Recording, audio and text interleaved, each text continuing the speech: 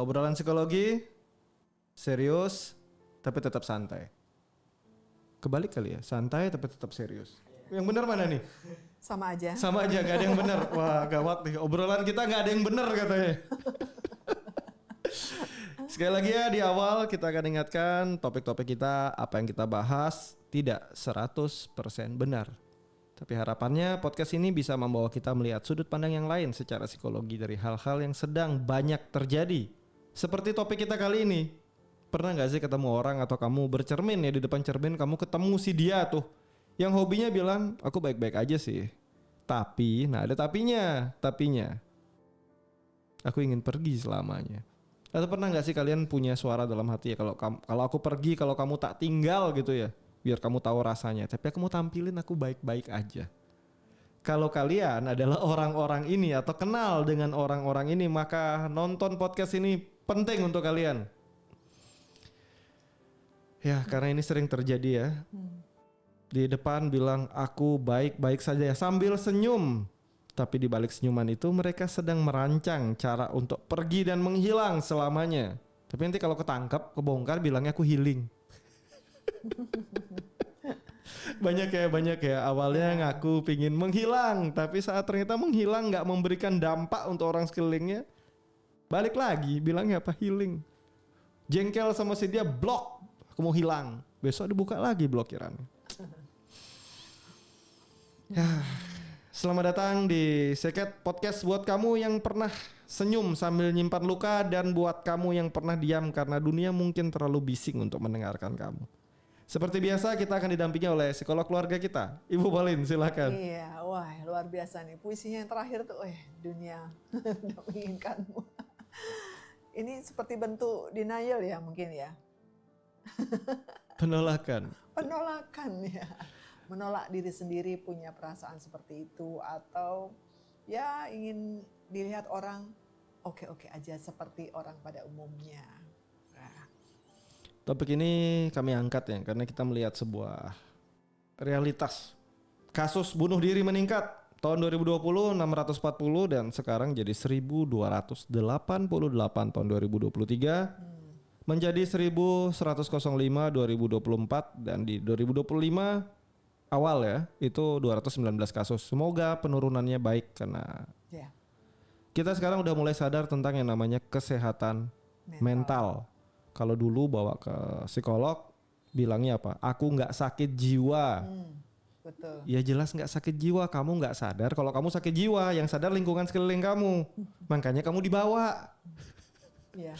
Tapi sekarang masyarakat udah maju, sadar. Sepertinya saya ada problem. Kesadaran diri meningkat, nggak bisa dipungkiri. Tahun 2023 ini berarti tahun-tahun kelam nih memang. Dimana orang nggak sadar kalau dirinya sakit jiwa, akhirnya ngambil langkah. Mungkin kalau aku bunuh diri ya semua selesai. Mungkin kalau aku hilang, aku mati, semua selesai. Siapa yang bilang selesai? Ini jelas belum selesai.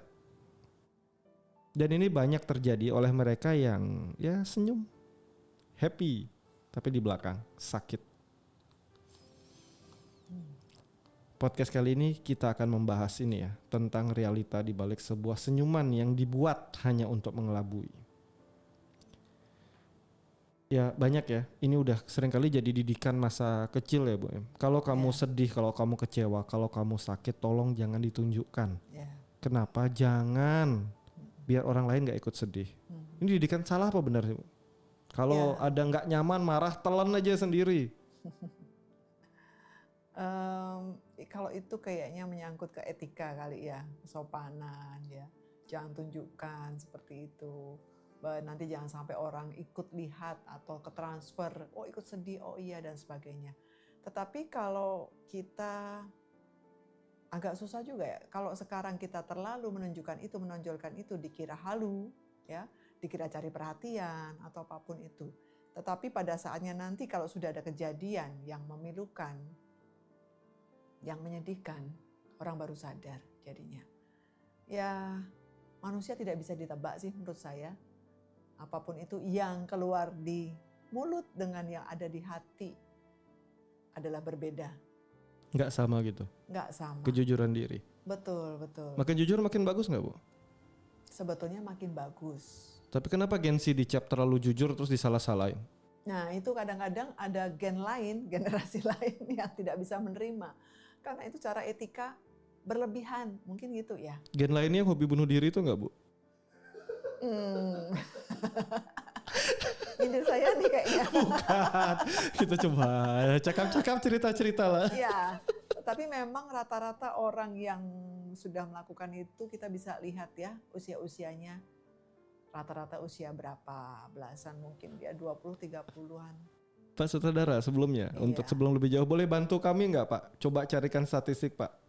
Mulai dari milenial, Gen Z sama sebelum milenial apa Bu? X. Mana yang paling banyak bunuh diri? Kita lihat.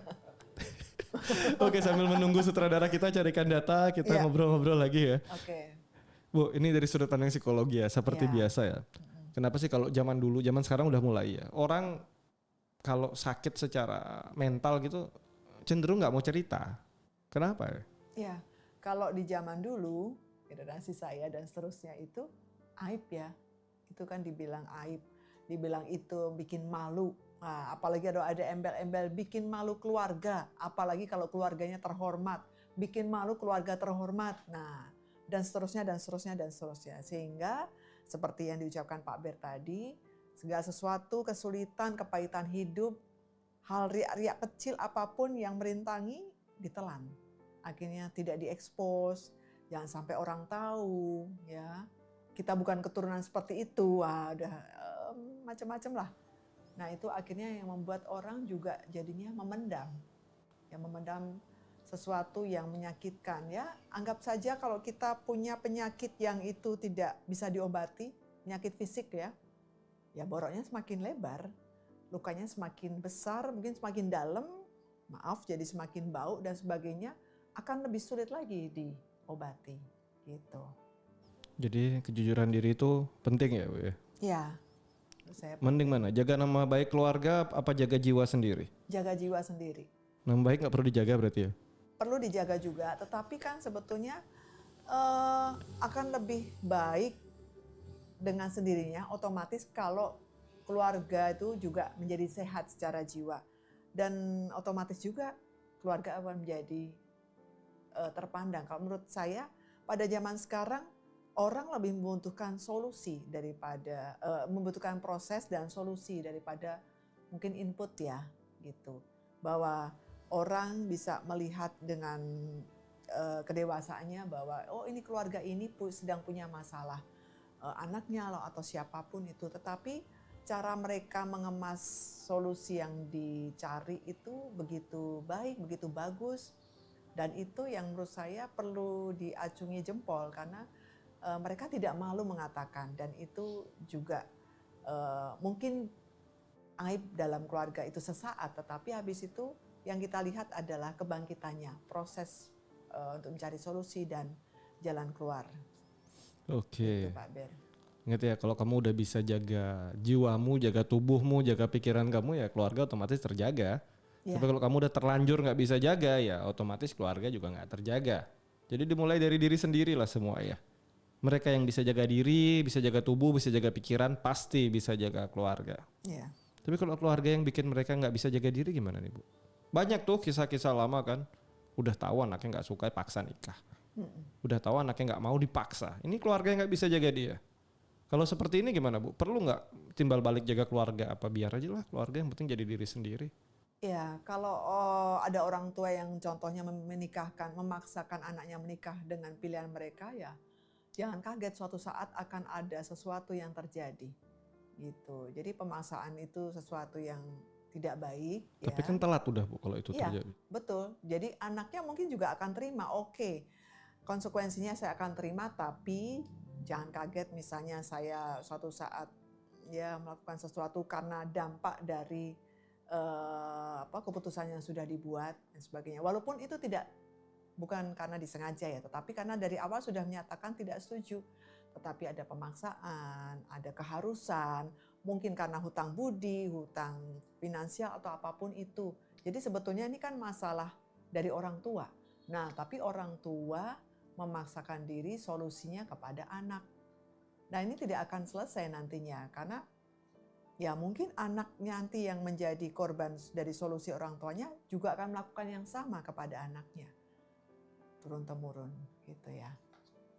Oke, berarti jawaban anak zaman sekarang boleh ya. Kalau orang tua maksa nikah tinggal jawab lah ya, kalian aja yang nikah bukan kita. Yang mau nikah kalian kok, nggak usah paksa-paksa lah. Ini boleh ya, Bu? Iya, boleh saja. Secara psikologi aman ya? Aman, Berarti aman. anak ini sehat ya? Lebih baik seperti itu. Orang tuanya sakit jiwa ya? Salah lagi. Hanya orang tuanya yang perlu konsultasi. Orang tuanya ya, orang tua lagi. Salahnya siapa nih? Salahnya Pak Sutradara. Gitulah ya. Jadi orang tua juga tidak mudah ya. Jadi kalau memang itu masalah dari orang tua, selesaikan secara orang tua antara mereka gimana. Bukan itu menjadi anak dijadikan korban untuk jadi solusinya gitu. Oke, Pak Sutradara, dapat datanya? Oke. Tertinggi dipegang siapa Pak Sutradara? Generasi X dan baby boomer. Oh my God. Generasi X dan baby boomer. Baby boomer. Oh. Tapi di tahun itu ya? Di tahun mereka? Enggak di tahun mereka. Jadi selama ini yang paling banyak. Selama ini? Itu, ya. Oh. Catatan itu dari sampai sekarang itu X sama Baby boomer. Oh yang my God. paling mengkhawatirkan Gen Z. Oh ya. Saya berpikir bahwa mungkin saya salah melihat data atau apapun. Karena sepertinya yang diungkap itu lebih banyak di usia sekian-sekian gitu kan. Ya. Kalau baby boomers dan X itu kan berarti mereka di usia 50 lebih ya. Dan Ya, itu ternyata mereka usia 60, 45 sampai 79. Oh. Jadi generasi X itu usia 45 sampai 59 kebanyakan. Terus kalau baby boomers itu 60 sampai 60-an, iya. Oh ternyata mereka sudah Oke, di saya usia mencoba itu membuat ya. perbandingan menarik. Milenial versus Gen Z. Di usia yang kurang lebih sama, Ya. 15 sampai 25 tahun kita lombakan lomba bunuh diri. Salah. Jangan Pak Ber. Mana yang lebih menang? Ternyata pemenangnya Gen Z. Gen Z ya. Terutama sejak tahun 2020.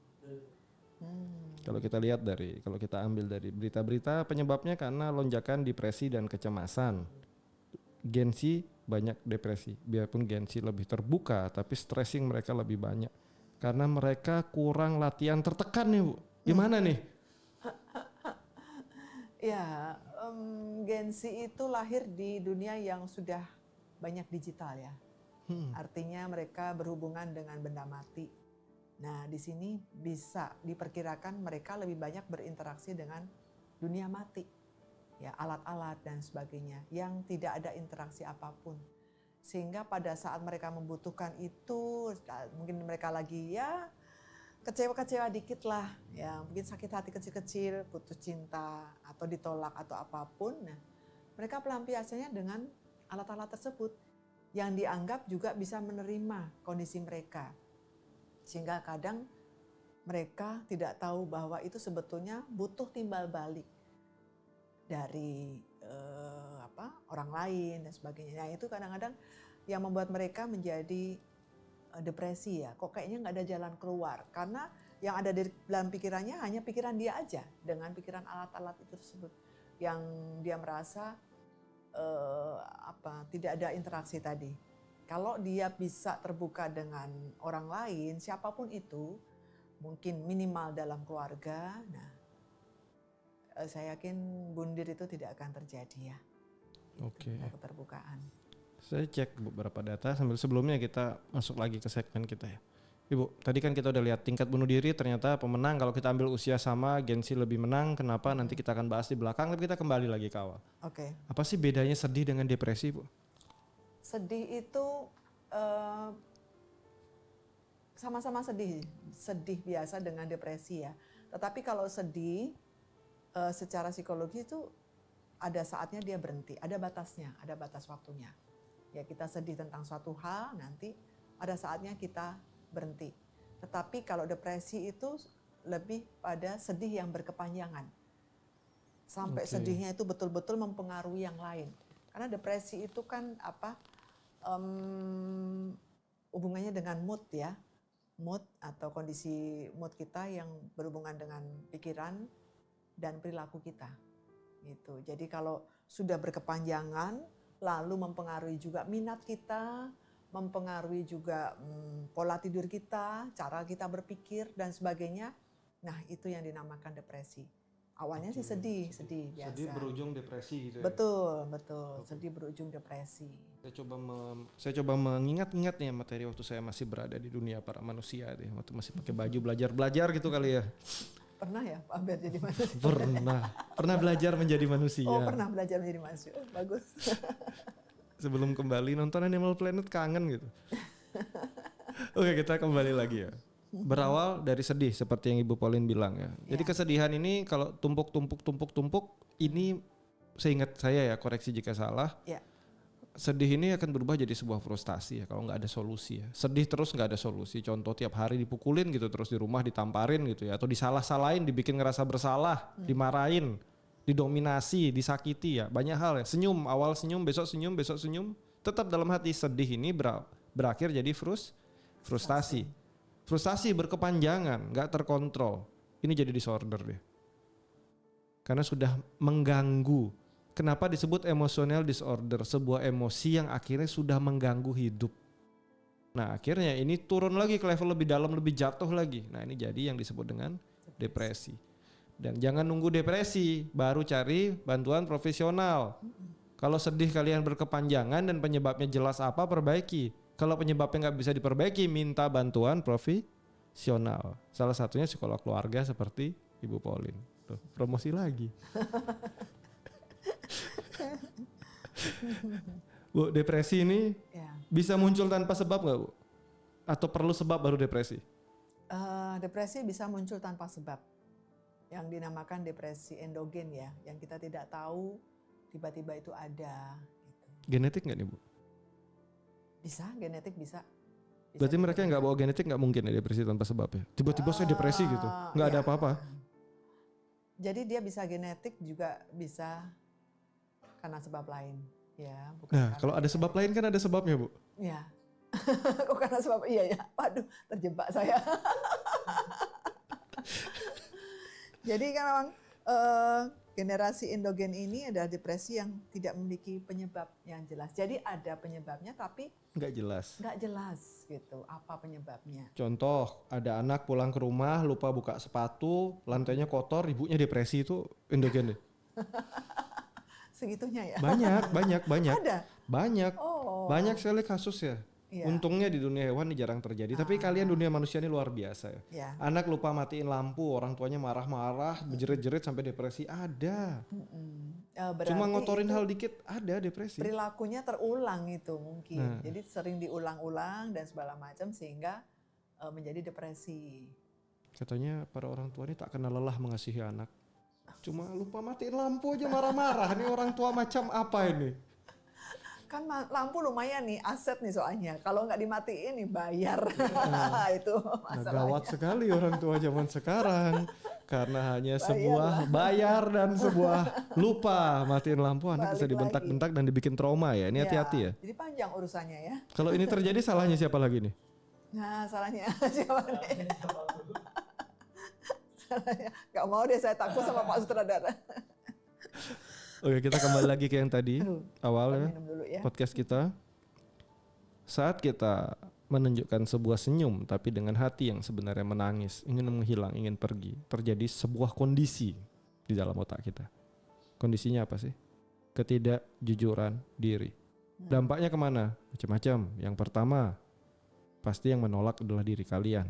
Yang menolak adalah tubuh kalian, menciptakan berbagai macam kondisi tubuh kurang sehat yang disebut dengan psikosomatis. Mulai dari gangguan pencernaan, kaki sering sakit, tangan gak nyaman banyak, pundak kaku terus, tukang pijat percuma. Mau pijat kencang, pijat lemes sama aja. Tetap aja sakit itu tidak hilang karena gangguannya bukan di tubuh kalian, tapi di pikiran kalian. Tadi seperti kita sama-sama ketahui, sudah disampaikan sama Ibu Pauline, ada sebuah budaya, khususnya kita di timur ya, harus tetap kuat biarpun sedang lemah. Dan ini jelas-jelas gak benar. Kenapa? Karena secara psikologi, kejujuran diri menyampaikan apa yang dirasakan adalah suatu hal yang penting. Batin manusia itu kan sesuatu yang nggak bisa dilihat ya. Karena nggak bisa dilihat, bukan berarti itu tidak ada. Ya. Kalau itu tidak ada, nggak lahir namanya ilmu psikologi. Yang mempelajari perilaku kalian dengan berbagai macam alat ukur tujuannya apa, untuk bisa paham sama batinnya kalian.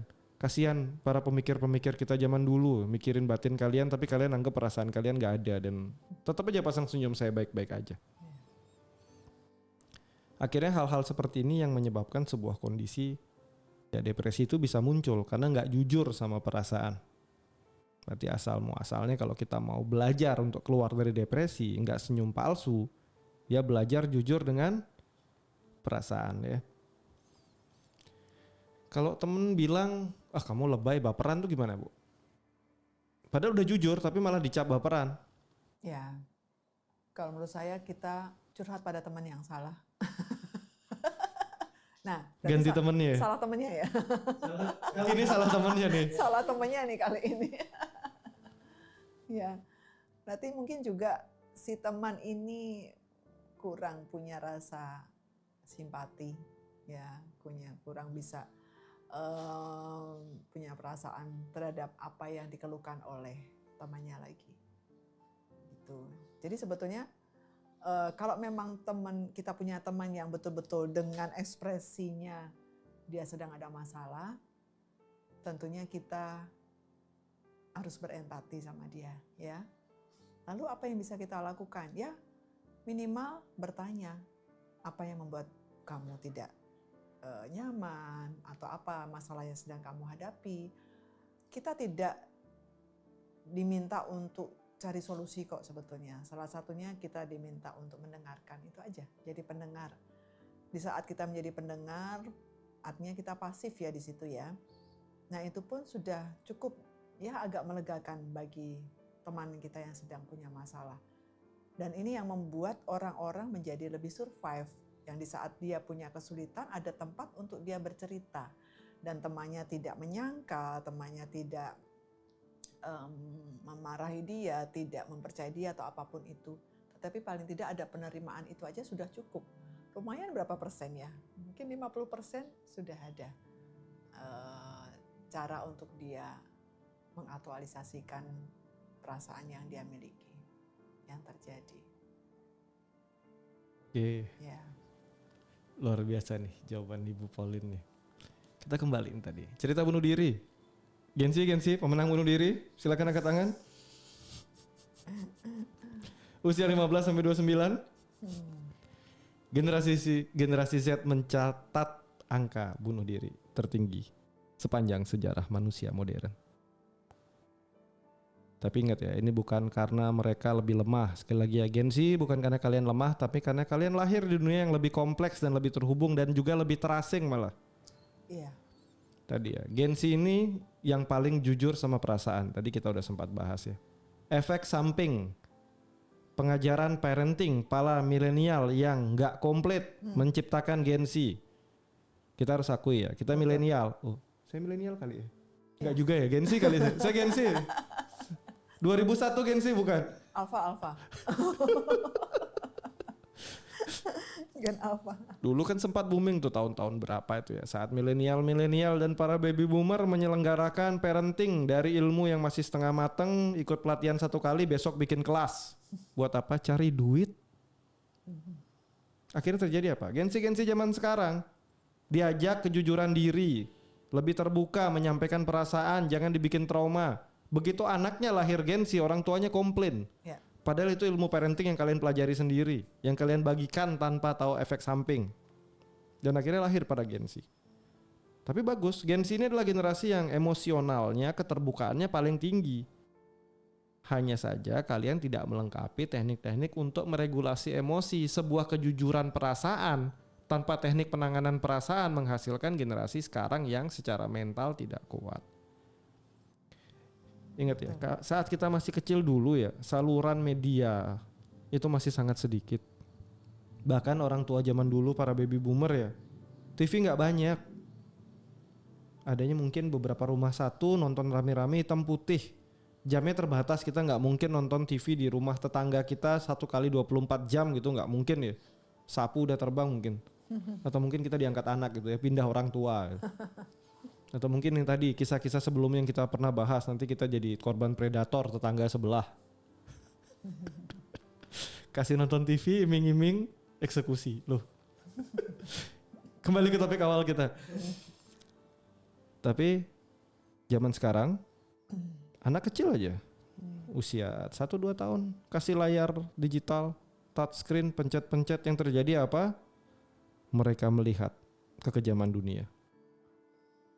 Kalau dulu kita mungkin dunia dalam berita aja disembunyi-sembunyiin ya, cerita perang gak boleh dengar gitu ya.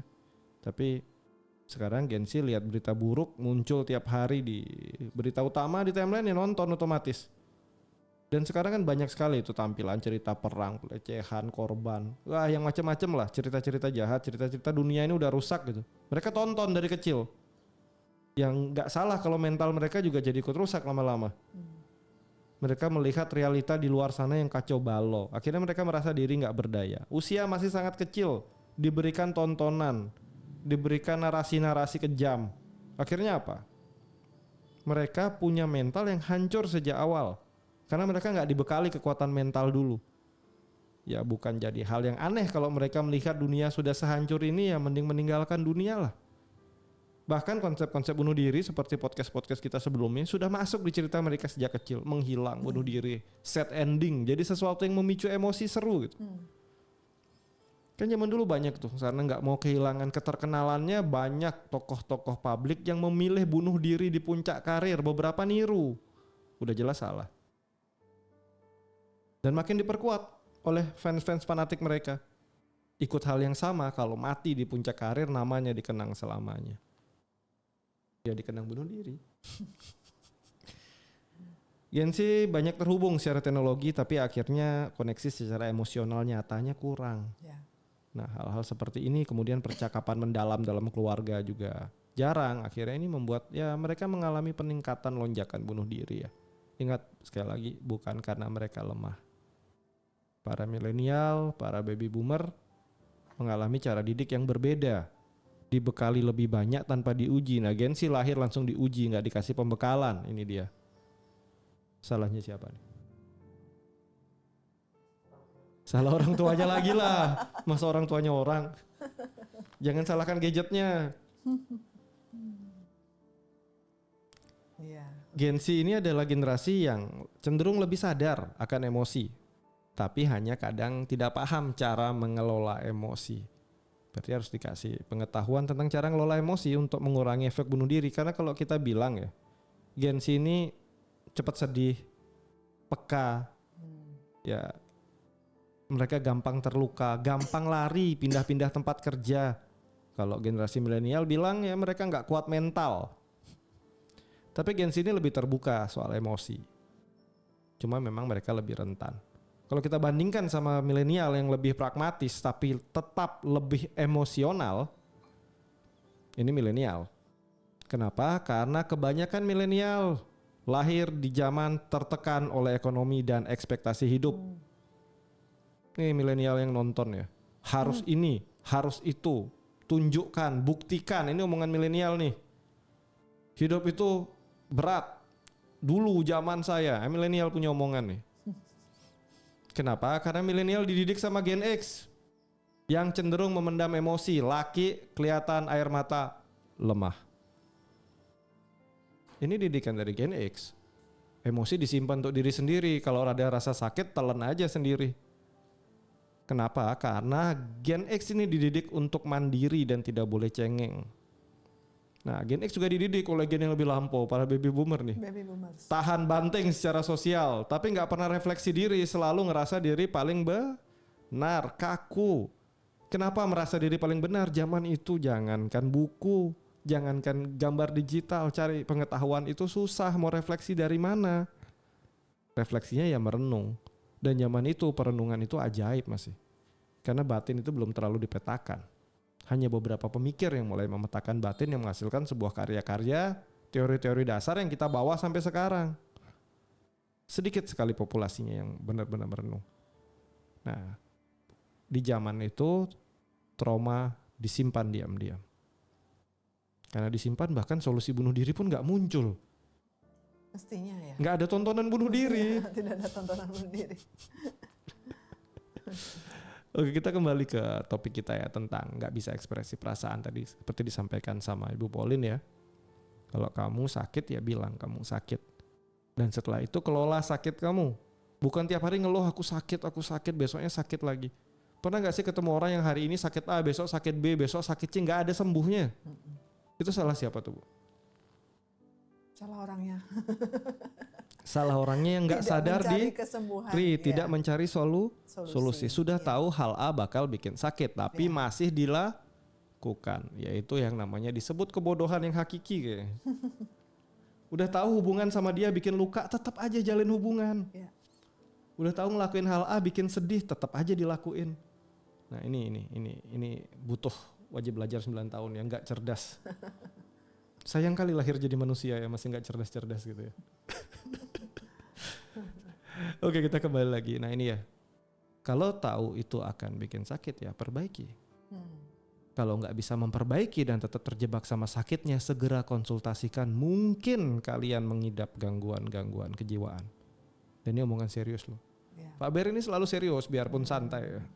Karena mereka nggak bisa kontrol emosinya. Mungkin saja punya PTSD, post traumatik, atau memang genetik gangguan kejiwaan.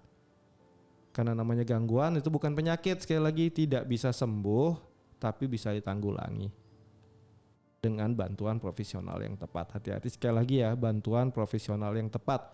Jangan lihat tempat-tempat scroll bantuan profesional yang kurang tepat. Kenapa? Karena belum tentu teruji.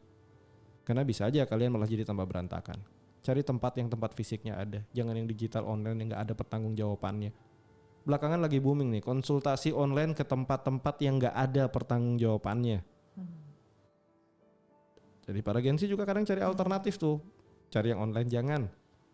Cari yang ada fisiknya, ada tempatnya. Jelas ada pertanggungjawabannya. Daripada ntar kalian diajak menghilang bersama, bunuh diri bareng. Oke, kita kembali ke awal lagi tadi. Pertama tadi kan cerita tentang perasaan harus tetap kuat, budaya tetap kuat, kita udah coret ya, bahaya. Kemudian keluarga yang jadi support system, nah ini seringkali jadi pelaku. Betul. Ini keluarga ini anaknya diapain, Bu? Dibina. Jadi karena memang perubahan generasi ini kan luar biasa ya. Generasi Gen Z ini dilahirkan dari milenial awal, di mana milenial awal ini belum matang sepenuhnya karena hasil didikan dari Gen X dan Baby Boomer ya ada kalanya itu. Lalu dia nanti punya anak yang Gen Z. Gen Z ini secara plusnya adalah teknologinya yang sudah cukup memadai, tetapi secara komunikasi, secara emosi ya, dan secara nilai-nilai moral mungkin, nilai-nilai positif, daya juang dan sebagainya itu kan sudah mulai berkurang. Ya, itu akan ada atau hanya ada sekian persen di gen milenial. Yang itu mungkin belum matang sepenuhnya, kemudian mereka sudah punya anak Gen Z ini. Yang Gen Z ini ternyata ada beberapa penolakan yang menurut dia kurang sesuai, kurang nyaman ya, mungkin daya juang itu tidak perlu ya, emosi itu juga tidak perlu karena mungkin bisa diselesaikan dengan kecanggihan teknologi sekarang, ngobrol dengan HP atau ngobrol dengan apapun itu sudah ada jalan keluar. Sekarang sudah banyak kan, sudah ada kok solusinya. Ngapain aku mesti ngobrol dengan orang tua, dengan saudara, bahkan sama psikolog, apapun itu, karena aku sudah dapat solusinya. Nah, itu yang membuat mereka juga semakin renggang hubungannya, relasinya dengan orang tua. Yang ini yang akhirnya membuat Gen Z itu mudah patah semangat, mudah putus asa kalau menemui atau menemukan masalah yang lebih sulit. Yang sebetulnya itu di masa Gen sebelumnya sudah diatasi dengan ngobrol, komunikasi, cari dukungan orang, cari sesuatu, bicara kayak gitu. Nah, akhirnya dengan ya pola pikir mereka yang pendek, lalu mereka mencari jalan pintas itu. Itu ya Pak Ber. Oke Bu, kalau sekarang ada kesempatan untuk kasih pesan untuk mereka yang masih susah banget terbuka ya sama perasaannya dan selalu merasa harus tampil baik-baik aja, gengsi atau mungkin alasan-alasan lainnya karena mungkin nggak pingin bikin orang lain khawatir gitu. Entah generasi apapun dia. Ada pesan apa buat mereka? Ya, cari orang yang bisa dipercaya untuk bicara, itu penting ya. Jadi kalian memang tidak bisa mengandalkan suatu alat itu untuk kalian cari solusi. Karena alat itu ya benda mati, yang itu pun juga bikinan manusia. Tetapi mungkin tidak sepenuhnya solusi yang diberikan adalah tepat. Karena alat itu juga tidak punya perasaan ya. Tetapi kalau kita mau terbuka, bisnis kita itu adalah paling tidak kita punya hak untuk merawat diri kita, mencintai diri kita sendiri. Kalau kita memang mau berubah menjadi lebih baik, ya dalam kondisi yang tidak nyaman itu mencari kenyamanan, cari seseorang yang bisa dipercaya untuk bicara. Dan kalau memang tidak ingin merepotkan banyak orang, mungkin keluarga atau apapun, memang cari orang yang netral adalah psikolog. Gitu. Ya bukan promosi juga ya, tapi paling tidak psikolog bisa menjadi teman untuk sesuatu hal yang membuat kalian canggung, bisa mencoba mencarikan solusi. Kalau kalian sungkan atau bicara dengan orang lain, mungkin saudara, teman atau apapun itu, barangkali masalah yang kalian hadapi adalah sesuatu yang mungkin memalukan atau membuat masalah yang lebih besar lagi pada keluarga atau masa depan atau menimbulkan masalah dalam pekerjaan atau relasi atau apapun itu, ya. Dan dengan psikolog pun tidak harus sampai masalah itu besar dulu baru kalian konsultasi atau ngobrol ya. Tidak harus psikolog juga tidak apa, atau teman yang menurut kalian bisa dipercaya, bisa jaga rahasia gitu. Lalu bisa dapat solusi yang terbaik juga.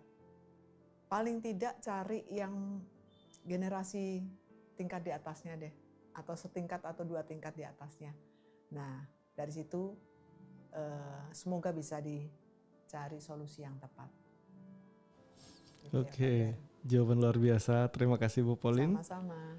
Ingat ya untuk kamu yang lihat teman-teman sekalian kamu mungkin senyum-senyum gitu, tapi kamu tahu hatinya masih sakit, hatinya sedih, kecewa atau terluka karena mungkin mereka nggak pengen nyakitin kamu. Ingat kadang kita nggak perlu jadi solusi buat mereka. Cukup dengarkan, kadang mereka hanya butuh didengar. Dan kalau kamu lihat teman kamu yang selalu berusaha senyum gitu dan kayak nggak pernah ada masalah dalam hidupnya, coba kenali, mungkin dia sangat membutuhkan kehadiran kamu. Hidup itu memang nggak selalu indah ya. Ya kadang naik, kadang turun lah. Kadang senang, kadang sedih, dan itulah kehidupan. Selama kamu nggak berlarut-larut dalam kesedihan kamu dan nggak bisa berhenti takut kehilangan kesenangan kamu masih nggak sakit jiwa. Tapi kalau kamu udah sedih nggak ada habis, selalu ingin mencari kesenangan dan nggak mau sedih, mungkin hubungi profesional terdekat.